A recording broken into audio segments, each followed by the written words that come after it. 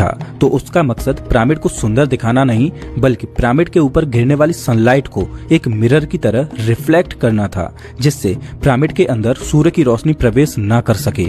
दरअसल पिरामिड को अंदर से डोलोमाइट और ग्रेनाइट से बनाया गया है, जो कि काफी अजीब बात है। अब ये अजीब बात इसलिए है क्योंकि ग्रेनाइट पृथ्वी के सबसे कठोर पत्थरों की श्रेणी में आता है और ग्रेनाइट की प्रोसेसिंग में लाइमस्टोन की अपेक्षा 10 गुना ज्यादा समय लगता है।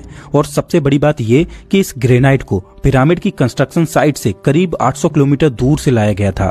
अब सोचने वाली बात ये है कि एक मकबरा बनाने के लिए ऐसे मटेरियल की क्या जरूरत जिसको प्रोसेस करने और लाने में ही इतना समय लग जाए। अगर वैज्ञानिकों की माने तो इस तरह के जटिल मटेरियल में क्वार्ट्ज और मेटल क्रिस्टल्स मौजूद होते हैं और सबसे इम्पोर्टेंट ग्रेनाइट पीजो इलेक्ट्रिसिटी का एक अच्छा कंडक्टर है। दरअसल जब किसी खास तरह के मटेरियल पर दबाव डाला जाए तो उस मटेरियल पर इलेक्ट्रिक चार्ज पैदा हो जाता है, इसे पीजो इलेक्ट्रिसिटी बोला जाता है। और पिरामिड के अंदर उपयोग होने वाला दूसरा मटेरियल डोलोमाइट इलेक्ट्रिकल कंडक्टिविटी को बढ़ाने का काम करता है और पिरामिड के टॉप पर लगा गोल्ड इलेक्ट्रिकल एनर्जी को ऊपर भेजने का एक जरिया है। वैज्ञानिकों की माने तो पिरामिड कोई मकबरा नहीं जहां प्राचीन मिस्र के राजाओं की बॉडी को दफनाया जाता था, बल्कि पिरामिड तो प्राचीन पावर प्लांट थे। और खोजकर्ताओं का ये भी मानना है कि पिरामिड के अंदर मौजूद ताबूत कोई ताबूत नहीं बल्कि एक बड़ी बैटरी हो सकता है। पिरामिड के चारों ओर इलेक्ट्रोमैग्नेटिक रेडिएशन को भी कैप्चर किया गया है, जो कि आसमान में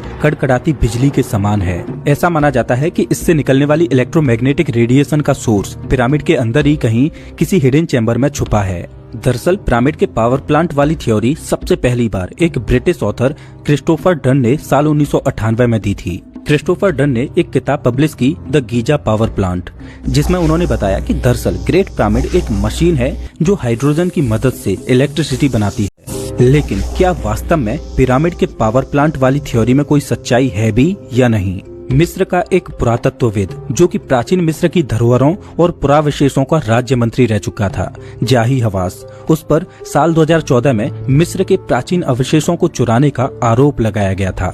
और जाही हवास ने जिन प्राचीन चीजों को चुराया उनमें प्राचीन कॉपर वायर भी शामिल थे जो ग्रेट पिरामिड से निकाले गए थे।